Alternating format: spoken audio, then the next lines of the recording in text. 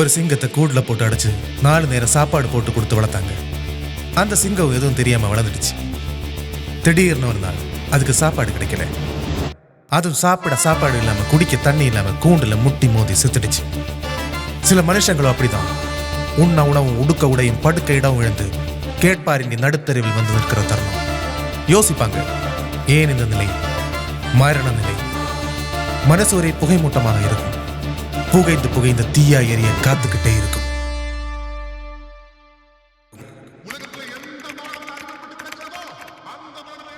இது எல்லாமே உனக்கு தேவையில்லாத விஷயம்.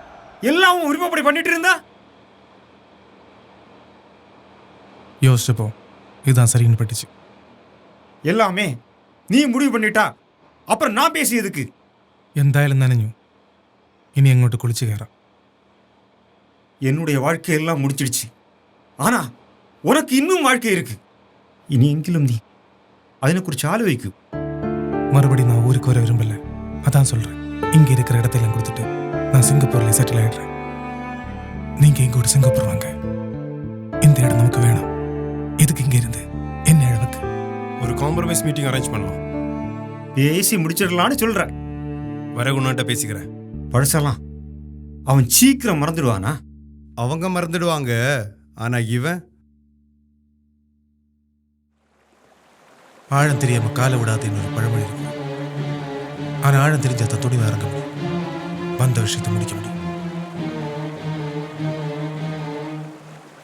செல்வம், மீட்டிங் அரேஞ்ச் பண்ணியாச்சு.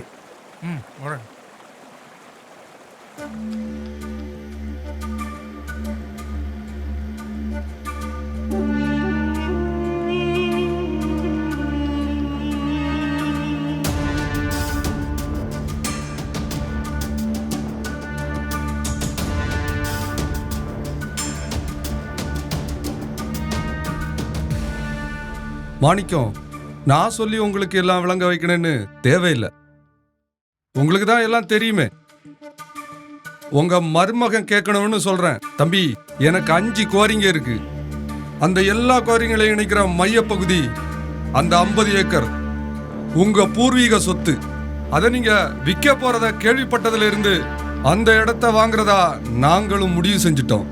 கடந்த 25 வருஷமா ஆட்சிய யாரு எப்ப தக்க வச்சுப்பான்னு மை போட்டு பார்க்க வேண்டியதா இருக்கு. நீயும் ஊர்ல இல்ல, உன் மாமாவுக்கு எல்லாமே தெரியும். அந்த லேண்ட் மேட்டரை பத்தி நீ வந்ததுக்கு அப்புறம் முடிவு பண்ணலாம்னு சொல்லிக்கிட்டே இருந்தாரு. சொல்ல வர்றது என்னன்னா, அந்த இடத்த எங்களுக்கே கொடுத்துடு. மாணிக்கம், ஏக்கருக்கு 2 கோடி கொடுக்குறேன். உங்களுக்கு பணம், எனக்கு தொழில். கொடுத்துடலாம். எப்போ வச்சுக்கலாம்? பொறுங்க, எலெக்ஷன் முடியட்டும். என் அண்ணன் பெனடிக்ட் தான் அடுத்த அமைச்சர். சீட்டுக்கு 5 கோடி டெபாசிட் பண்ணியிருக்கோம். Nowadays politics is a huge business. Invest பண்ணா பல மடங்கு ரிட்டர்ன் வரும். செல்வம், நீ இப்போ என்ன பண்ற? அவன் இப்ப சிங்கப்பூர்ல செட்டில் ஆயிட்டான். எவ்வளவு சம்பாதிக்கிற? சரி, பரவாயில்ல, விடு. எங்க கட்சியில ஜாயின் பண்றியா? அவன் கட்சியில ஜாயின் பண்ற படிச்ச பசங்க நாய் மாதிரி வேலை இல்லாம அலையிறானுவ. வீட்டுக்கு ஒருத்த 40 டிகிரி வச்சிருக்கானுவ. பாரு, நான் 10வது வரைக்கும் தான் படிச்சிருக்கேன். இப்போ கோடி கோடியா சம்பாதிக்கிற. நீயும் அந்நிய நாட்டில் அகதி மாதிரி எத்தனை நாள்? பழசையெல்லாம் மறந்துடலாம். வா, சேர்ந்த தொழில் பண்ணுவோம். எந்த தொழில்? Construction, mining, real estate. Your choice. வேற நிறைய இருக்கு. இதெல்லாம் கண்ட்ரோல் பண்றது? ஆட்சியில யார் வந்தாலும் நம்ம பிசினஸ் பாதிக்காது. ஐ அம் ஷூர். சுயநலமா பண்றீங்க. எது சுயநலம்? அவன் தலைவிதி கர்மம்னு ஒன்று இருக்கு. அத பிறப்புன்னு சொல்லுவாங்க. பண்றது எல்லாமே உங்க சுயநலத்துக்காக. ஆனா பணத்துக்கு கட்டுப்பட்டு ஆசை ஆட்சிக்கு வர துடிக்கும் மேதைங்களுக்கு அந்த நாயங்க போட்டு கொடுக்குற ஓட்டு. இல்லைன்னா அவங்களோட இளமையை காசாக்குற மானங்கட்ட புத்தி. செல்வம், வேணாம். பேசட்டும். இல்ல மாமா, நான் தெளிவா தான் பேசிக்கிட்டு இருக்கேன். மக்களோட குரலா எடுத்துக்கோங்க. நீங்க சொன்னது சரிதான். ஏகப்பட்ட படிப்பு படிச்ச அந்த நாய்ங்க கண்ட இடத்துல வேலைக்கு போறது விதி கருமை எதுவும் கிடையாதுங்க. அவன் குடும்பத்தை கட்டி காப்பாத்துறதுக்கு. சொந்த இடத்துல தொழில் வாய்ப்பை உருவாக்காம பிசினஸ்ங்கிற பேர்ல கொள்ளையடிக்கிற மோசடி கும்பல்களுக்கும் அவனுங்களுக்கு உறுதுணையா இருந்து சப்போர்ட் பண்ற அரசியல்வாதிகளுக்கும் அவனுங்களுக்கெல்லாம் சாதி மதம்னு வேறுபாடு பார்த்து ஓட்டு போடுற எல்லாம் நாய்ங்களுக்கு தெளிவரணும் என்னால் உறுதியா சொல்ல முடியாது. ஆனால் எவனுக்கு அது ஒருத்தனை தெளிவரணும். மாமா வாங்க கிளம்பலாம். அக்ரிமெண்ட் வேற கிளியர் இல்ல, புதுசா ஒன்று ரெடி பண்ணுங்க. நாகர்கோயில இருந்து 250 லாரிங்க ஓடுது. எங்கேயாவது சிக்கி அடிபட்டு செத்தா அந்த போட்டோவை நான் பேப்பர்ல பார்த்தா என் டிரைவர்கிட்ட ஒரு ரீத்து கொடுத்து அனுப்புறேன். செஞ்சுட்டா போச்சு.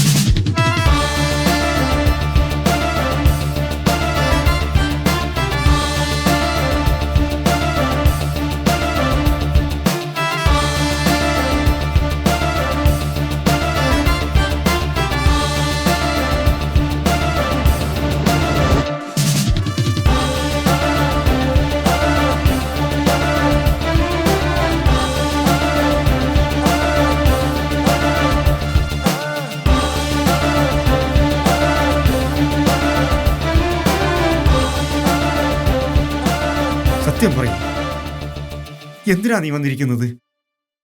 വാഴുന്നതുക്കാ ഇല്ല സാവണമെന്നാ? എന്ത് ജീവിതം, എന്തിനീ ജീവിതം? ഇരുന്നും കിടന്ന് ഇഴഞ്ഞുള്ള ജീവിതം. അതിനെക്കാളും നല്ലത് നല്ല പ്രായത്തിൽ മരിക്കുന്നതാണ്. நாளைக்கு இன்டர்வியூல நான் தான் அங்க. ஆமா, எங்க சூப்பர் இன்ஃபார்ம் பண்ணுங்க. ஓகே. கண்டிப்பா சார். சரி.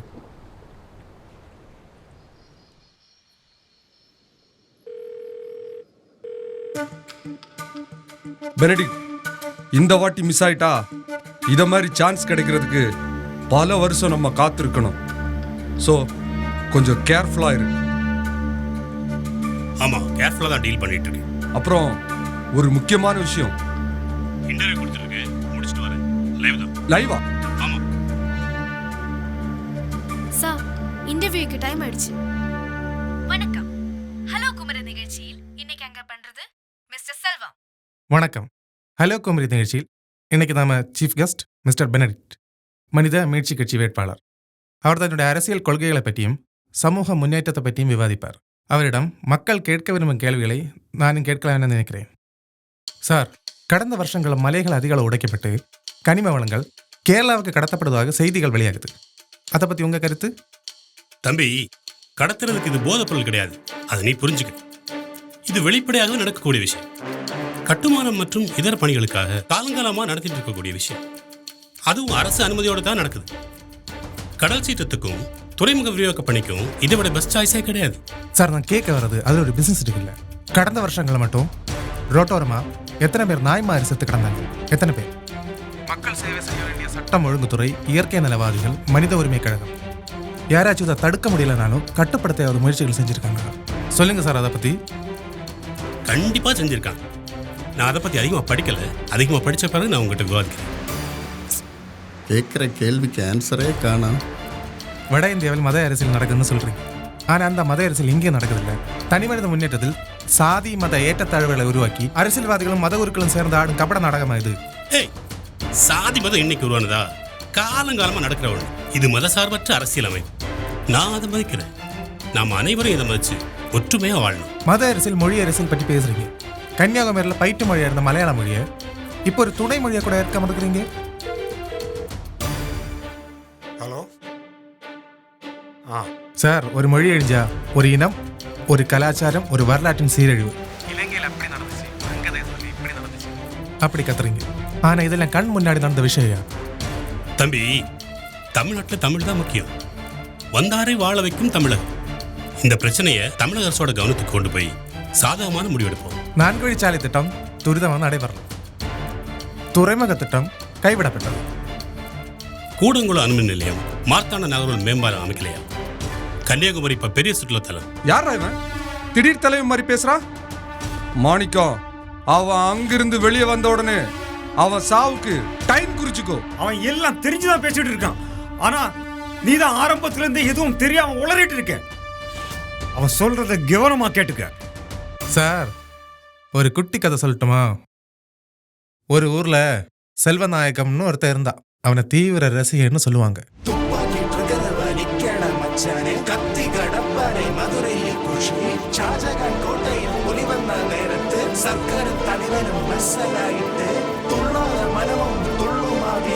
பகவதி யானே சிவகாசி காப்பா செல்வத்துக்கு சுவர்ல இருந்த படங்களை தவிர சொந்தமா அவன் தம்பி விவேக் மட்டும்தான் இருந்துச்சு.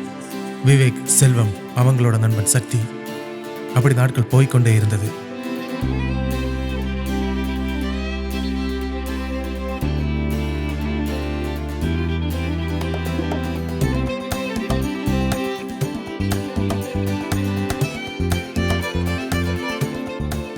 டேய், படம் எப்படி இருக்கு? கத்தி மாதிரி கூர்மையா இருக்கு. எப்படி இருக்குன்னு கேட்ட டயலாக் வேற. சூப்பர் ஹிட்டா? Bumper hit. வா போயிடலாம். மறுபடியும் ஆமா, நான் வரல, நீ அவளை கூட்டிட்டு போ. டேய், தளபதி படம் 10 வாட்டி பார்த்தா தான் 10 கிட்ட எரியும். அதுவும் ரைட்டு தான். அப்படின்னா சரி, வா சீக்கிரம் போ. சரி வா.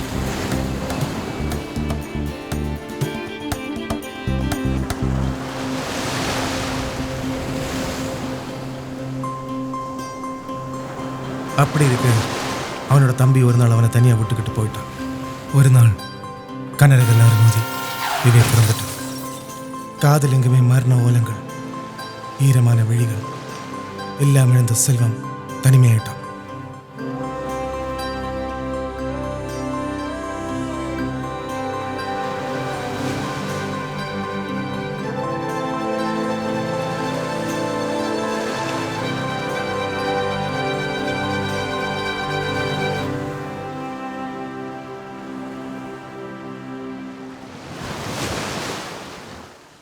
விவேக் சாவுக்கு பழி வாங்கணும்னு துடிச்சிட்டே இருந்தான் செல்வம்.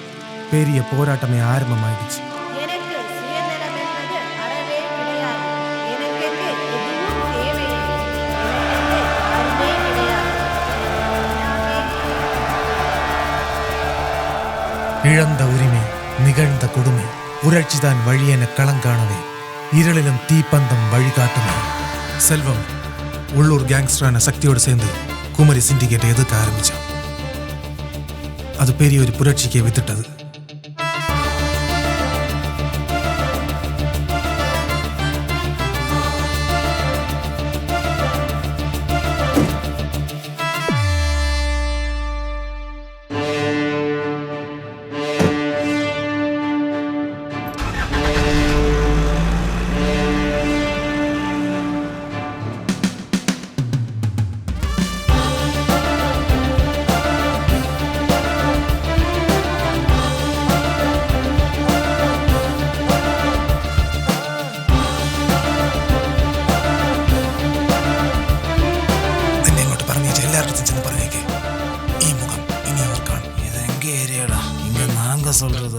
என்ன சொன்ன?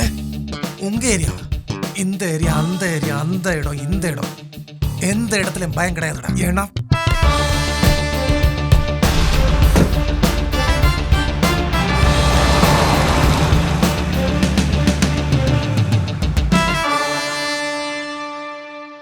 சக்தி சில விஷயங்களை செல்வா கிட்ட இருந்து மறைச்சிட்டான். எல்லாம் அவனோட நன்மைக்கு. என்ன வாழ்க்கை? எதுக்கு இந்த வாழ்க்கை? இப்படி சத்து சத்து வாழ்ற விட நல்ல வயசுல போய் சேர்ந்துடலாம். திருப்பி அடிக்கணும், ஆனா இப்ப வேணாம். நான் பாத்துக்கிறேன். வாழ்க்கை நிம்மதி கட்டு போய்கிட்டு இருக்கு. முடிவு சீக்கிரமா எட்ட போகுது. நீங்க இருக்க வேணாம், கிளம்பு. இதை நான் யார்கிட்ட சொல்லி அழுறது? விதியை நினைச்சு மறந்து வாழணும். சரி, முடியுமா அதுக்கு? அன்னை படத்துக்கு டிக்கெட் எடுத்துட்டு வரேன்னு சொல்லி கிளம்பிட்டான். ஆனா சத்து பணமா கொண்டு வந்தாங்க. மலையாளி மணல் அல்ற மனுஷங்களோட உயிர் அல்றாந்தால இறங்க.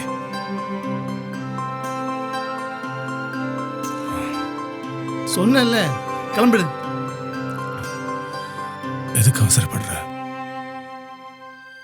கோல்ட் லிஸ்ட் வந்திருக்கு. உன்னோட இல்ல, என்னோடது.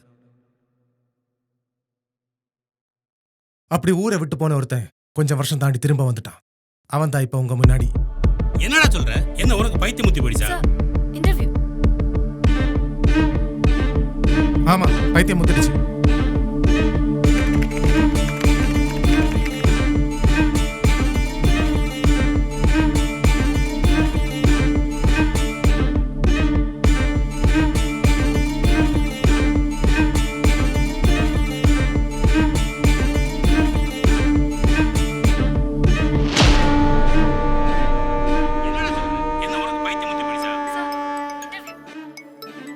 ഇന്ന് കോൾ.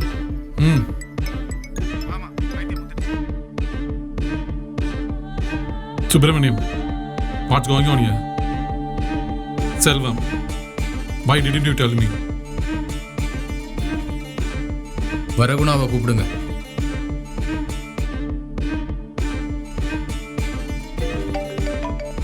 கோலத்திൻ്റെ ഇല്ല. இந்த நாகர்கோவில் சிட்டி அதை என்னைக்கே அடகு வச்சிட்டாங்க இந்த மக்கள். அவனால ஜெயிக்கவே முடியாது. ജയിക്കാൻ പറ്റിയില്ലെങ്കിലും ഹീസ് എ ട്രബിൾ മേക്കർ. പഴയതൊന്നും ഓർമ്മയില്ലേ? ഒരിക്കൽ കയ്യിൽ നിന്ന് പോയതാ, ഇപ്പൊ വീണ്ടും. അവൻ ഡേഞ്ചറസ് ആണ്. அவன் தம்பி தெரியாம போய் சேர்ந்துட்டான். இவனை தெரிஞ்சு தான் சொல்லி அனுப்பினா போல இருக்கு. ഓരോ മൂവും ആലോചിച്ച് വേണം ചെയ്യേണ്ടത്. Inform all. പെട്ടെന്ന് തന്നെ ഒരു മീറ്റിംഗ് അറേഞ്ച് ചെയ്യണം. ഞാനില്ല, നിങ്ങൾ ആലോചിച്ച് ചെയ്. எவ்வளோ சீக்கிரம் முடியுமோ அவ்வளோ சீக்கிரம் முடிக்கணும். ஓகே?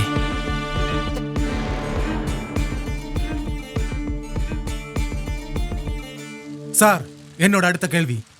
கோழைகளாக வாழ்கிற மக்கள் ஒரு புறம், அறியாமையில் சிக்கி தவிக்கும் மக்கள் மறுபுறம். இவங்களை வச்சு எத்தனை வருஷமா அரசியல் பண்றீங்க? இனி எத்தனை வருஷம் பண்ணுவீங்க?